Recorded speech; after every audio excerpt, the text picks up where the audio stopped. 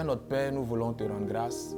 Nous bénissons ton nom encore une fois pour ce mois de juillet, 7e mois de l'année. Nous te disons merci parce que tu as été avec nous jusqu'ici. Seigneur, je prie que tu étendes ta main et que juillet soit pour nous un mois rempli de santé, de faveur, de grâce, à la gloire de ton Saint-Nom. Que tout ce que l'ennemi prévoyait contre ton peuple, contre chacun et chacune de nous, contre nos activités respectives, soit déjoué au nom puissant de Jésus. Je décrète et je déclare juillet béni pour chacun de nous et je prie que ta faveur soit notre partage au nom de Jésus que j'ai prié. Amen. Je vous salue tous dans le nom puissant de Jésus-Christ, très chers membres du temps des paroliers. Bienvenue à notre dévotion matinale qui se poursuit toujours à travers le livre de Marc.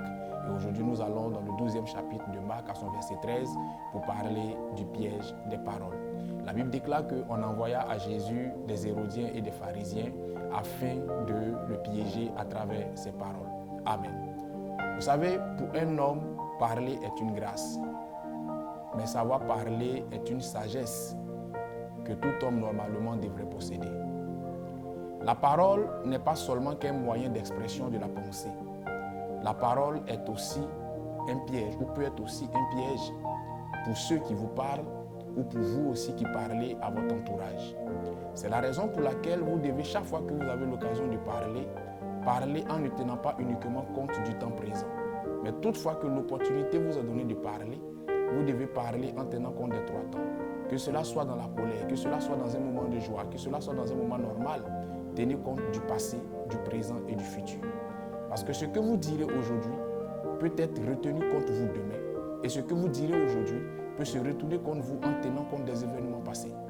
Et donc, il est très important, en tant qu'enfant de Dieu, en tant que serviteur de Dieu, de faire attention à vos paroles, parce que vos paroles représentent pour vous une occasion de libération, mais elles représentent aussi pour vous un piège au-delà de l'expression libre de la pensée que la parole peut représenter. Il est important, en tant que serviteur de Dieu, que vous ne donnez pas votre parole au hasard. Lorsque vous donnez votre parole en tant que serviteur de Dieu, veillez à ce que cette parole-là soit honorée. Ne parlez pas pour parler, mais toutefois que vous parlez, veillez à ce que cette parole soit honorée, parce que votre parole fait office de parole de Dieu. En tant que parent, lorsque vous parlez à vos enfants, veillez à ce que votre parole ait du poids. Et ce que vous dites à vos enfants, veillez à respecter cela. Parce qu'aujourd'hui, il y a des parents dont la parole n'a pas de sens aux yeux des enfants. Parce que ces parents-là ont fait tant de promesses aux enfants, ont dit des choses aux enfants qu'ils n'ont jamais respectées.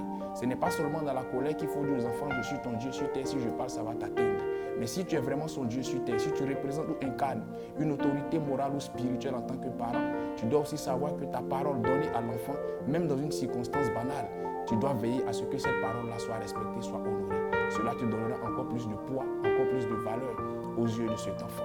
Et en tant que personne même, évitez de parler à tue-tête. Évitez d'avoir la mauvaise langue, parce que certaines personnes vont jusqu'à s'enorgueillir, permettez-moi le terme, disant que moi je parle très mal, moi j'ai la bouche sale, permettez-moi le terme. On ne doit pas s'enorgueillir, parce que vous savez, il n'y a pas que la prière qui ouvre les portes. La prière va créer des opportunités de bénédiction. Mais la façon dont vous parlez peut vous ouvrir des portes et la façon dont vous parlez aux gens peut vous fermer des portes. Il y a des portes qui se sont fermées au devant de vous. Il y a des adversités que vous êtes attirés, pas parce que le diable s'est ligué contre vous, pas parce que les démons en avaient après vous, mais parce que vous parlez mal, parce que vous ne savez pas parler. Être honnête, ce n'est pas dire tout ce qu'on a envie de dire à tout moment. Être honnête, c'est savoir quand il faut parler, comment il faut parler et où il faut parler. Je prie que cette sagesse vous anime et que vos paroles ne soient pas un piège pour vous aujourd'hui ou demain. Que le Seigneur bénisse votre journée et que sa grâce soit sur vous. Dieu est bon en tout temps. Shalom chez vous.